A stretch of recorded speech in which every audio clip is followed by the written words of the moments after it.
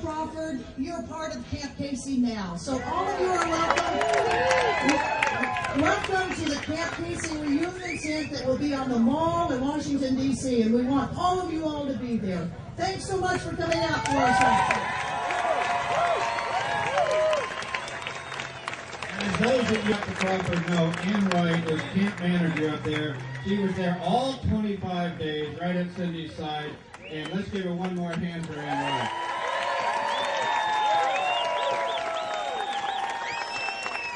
One of the most powerful ways to express our emotions and our thoughts and our ideals is in poetry. And we're in for a treat right now. And I hope you'll join with me in a welcome for Genevieve Van Cleave.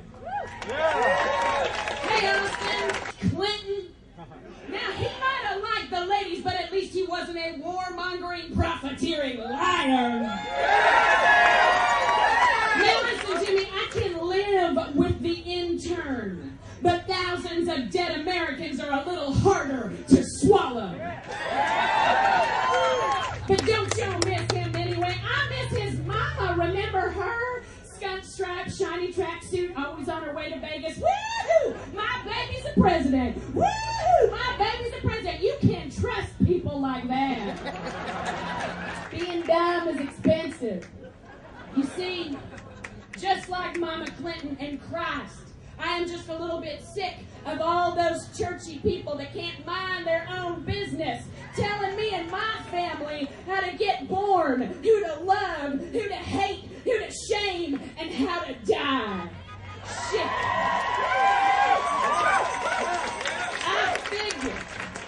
I figure if you're willing to stuff a feeding tube in a dead woman and tell tsunami victims that they believed in Jesus that the waves would not have been so high, I am pretty sure there is nothing or no one short of Jesus Christ himself that you wouldn't sell like a prayer towel on late night TV.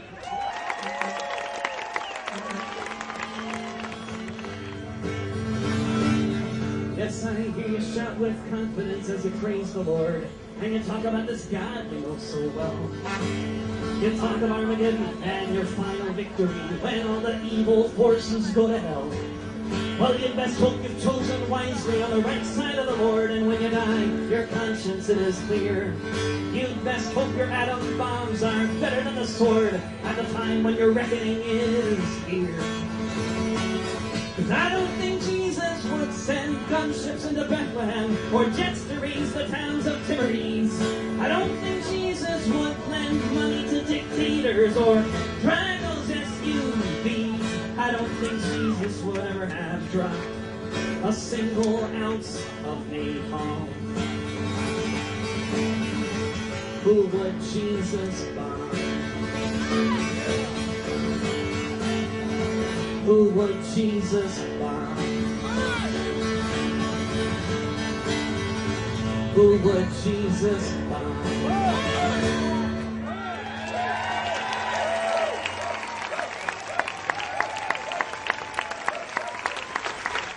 I was telling everybody at Camp Casey last night, for one thing, I never thought 25 days ago, when I was sitting in the ditch, it was so hot, the chiggers and the fire ants and the rattlesnakes and the heat exhaustion and going to the bathroom in a bucket, and I just never thought that I would be sad to leave. And I was so sad because Camp Casey has been the most, and most of you have been out there, it's been the most wonderful, life-affirming, pro-life place in America.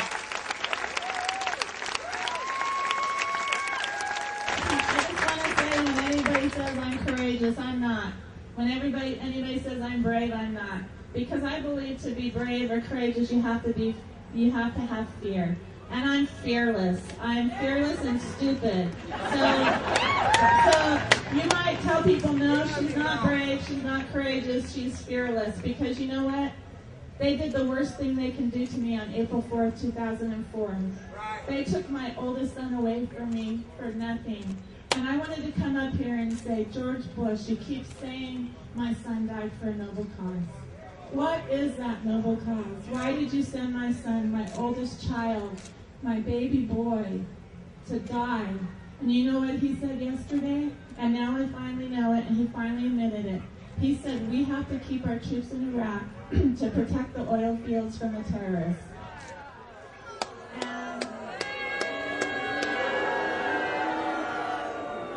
And I just want to ask America, and I want to ask those people across the street, how many more of our young people, how many more of the people of Iraq are you willing to sacrifice so you can pay over $3 a gallon for gas?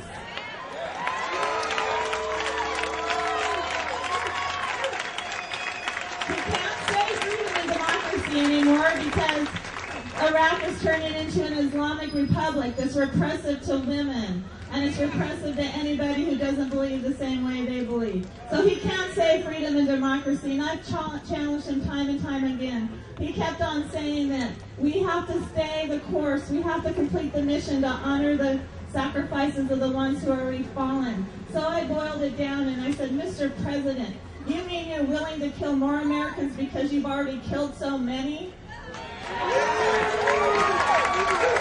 If that's not the most immoral reason for a war, I don't know what is, except to steal a nation's natural resources and kill people over it.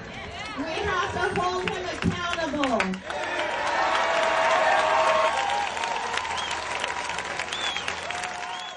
And I want to challenge every mother in America, don't give your children to this government when they misuse them.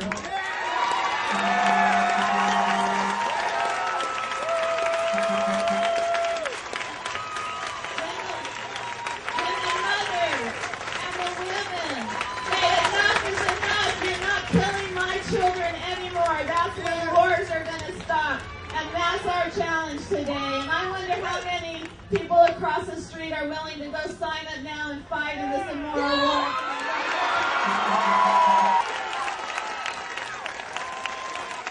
We're going to go to Congress and we're going to say, if you voted for this war, why did you? What was that noble cause?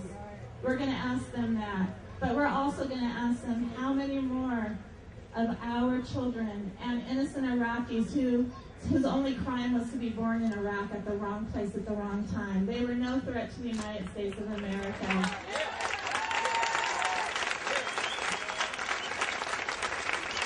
We're going to ask Congress, all 435 Congress people and all 100 senators, how many more of our innocent lives and innocent Iraqi lives are you going to be willing to sacrifice for lives? And their answer better be, not